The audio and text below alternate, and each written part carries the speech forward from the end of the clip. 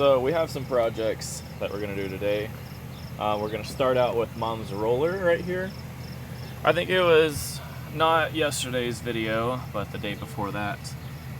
Mom's key stripped out, and that was the second time on that. So we were like, what the heck is going on? Because obviously something isn't right. So we got to looking, and you can't see it because the belt's on it right now because we're about to take that off. But there's a beam that like goes right here, and it's like tack welded all the way down, but it's broke. We're gonna have to take this belt off and weld this beam up that actually holds that motor on, or at least holds the motor straight, I should say.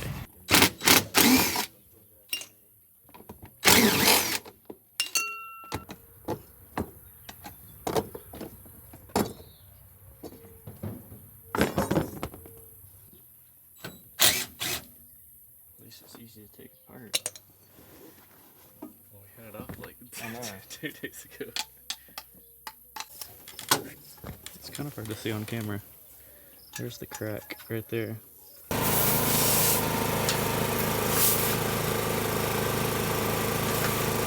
Well, we got the header all cleaned up and blowed off, and I think we're gonna start welding on it, or well, Dad's gonna start welding on it, so I guess let's get to it.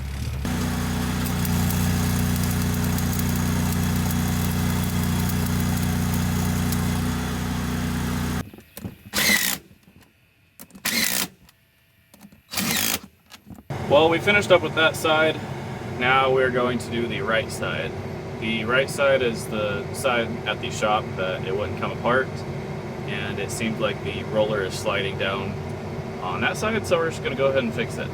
One thing that I wish that John Deere had was a creep feature. So right now I have to wait for the computer screens to boot up, fold my extensions out, turn my separator on, and then bump my header just to get the draper belts to move to a certain side. That way we can take the belts off. I wish John Deere had a creep feature, that way I can just like turn the header on, but it creep, you know, like barely move. Like everything can move. That way I don't have to turn the separator on the combine, but I don't know. Maybe that'll come in the future. But anyways, I'm gonna kick the separator on and the header, that way we can take that belt off. So the seam of the draper belt is at the very end right there, and I want it to be about right here. That way we just have to fold it over this much rather than fold it over that much, if that makes sense.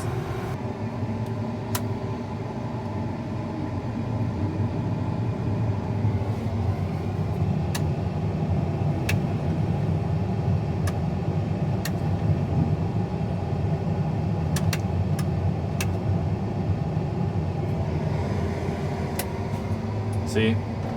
All that waiting just for 2 seconds of turning it on.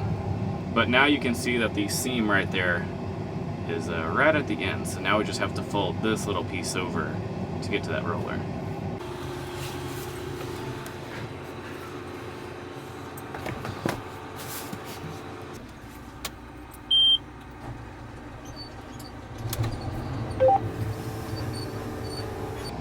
It is extremely warm in here. Well, we're gonna fast forward time here, and it's been I'm getting a phone call.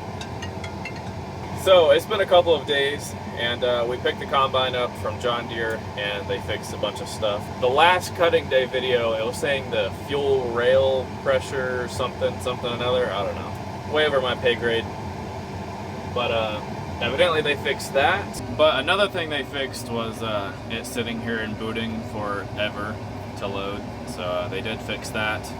And the third thing that they fixed was the air conditioner, which right now is not working. It's still blowing hot air.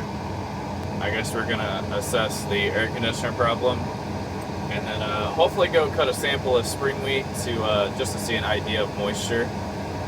And then hopefully it's dry enough and we get to cut, but I don't know.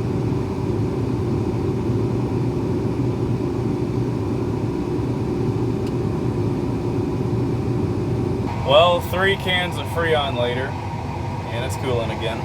So evidently we still have a leak, which is pretty frustrating because the combine was at the John Deere dealership almost this entire time. But anyways, let's hit the road.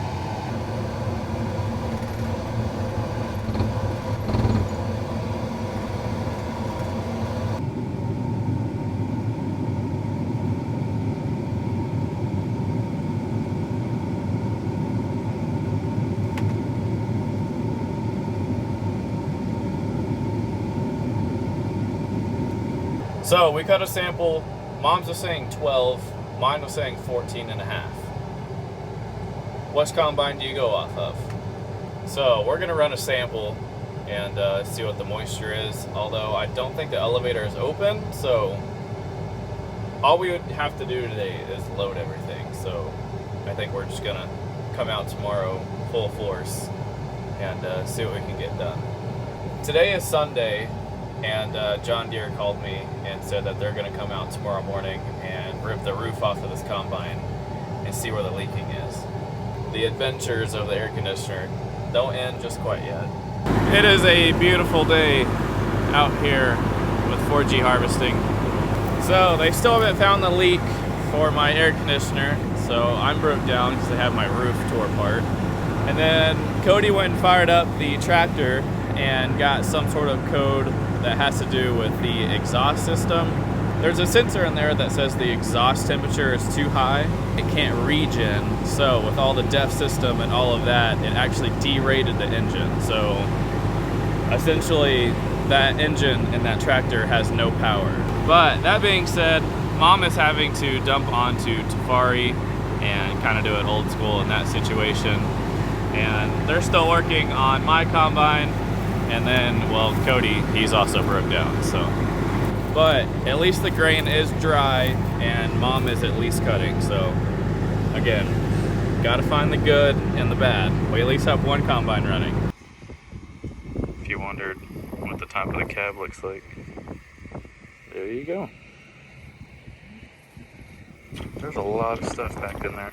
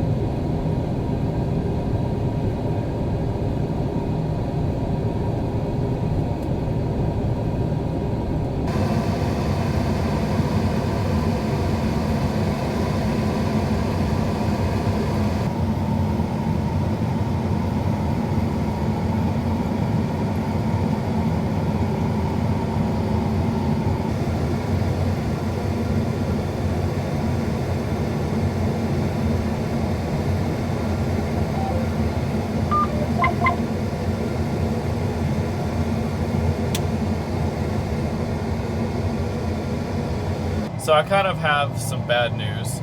So whenever they fix my screen from sitting there and loading and saying that I have a software update, they had to absolutely wipe or clear this combine. So my yearly counter is now 0.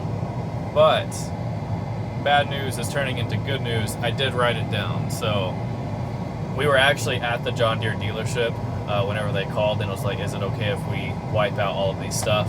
So at the end of wheat harvest and at the end of the year, I'm going to do some math and add the numbers, but I guess that's the only thing that it changes. I have to do a little bit of math now, but I did write down all of my totals, so it was almost a disaster, but I ran over there and wrote down all my totals. So, but anyways, we're headed to the next field.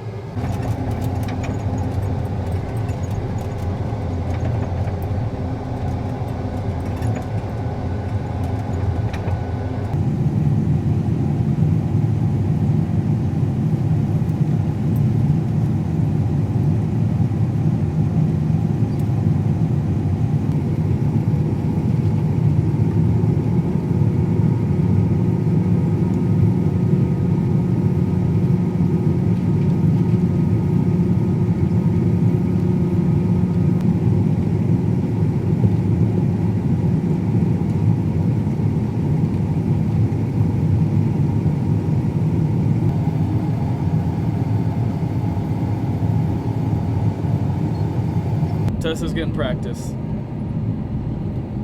Practice makes almost perfect. So the wheat looks super weird.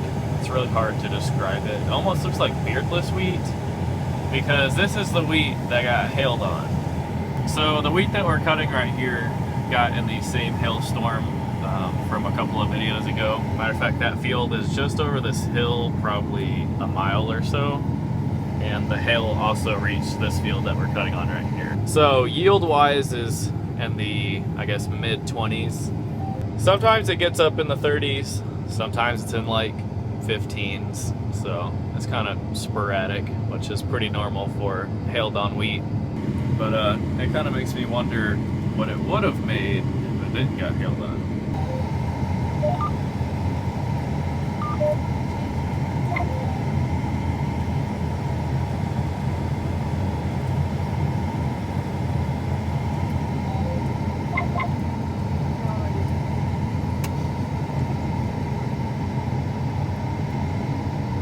But anyways, we finished up this field, going to the next one.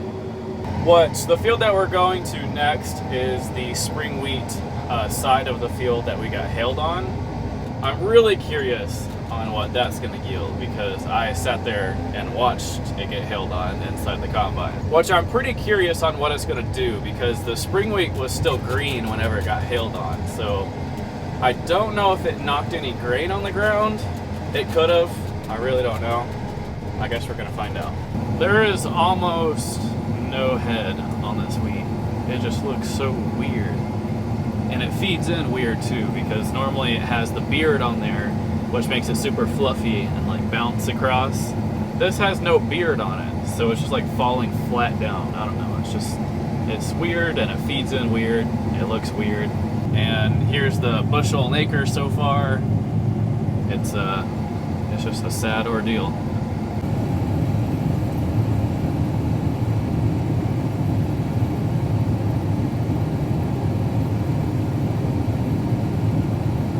Well, I let Tessa finish up the field. We are done for the day. We finished up that field. We're going back to the field that we windrowed, and we're gonna park there because we have to pull off headers to go to the next field. But it's kind of a pain to bring the field trailer and everything over here since we're gonna be headed over there with the headers off. So we're kind of gonna drive halfway, if that makes sense, to park for the night. That way we can continue our journey that way. It just makes everything easier. So we're gonna head back to the windrow field and we're gonna park for the night, and then in the morning we're gonna service, pull off headers, and then go to the next field.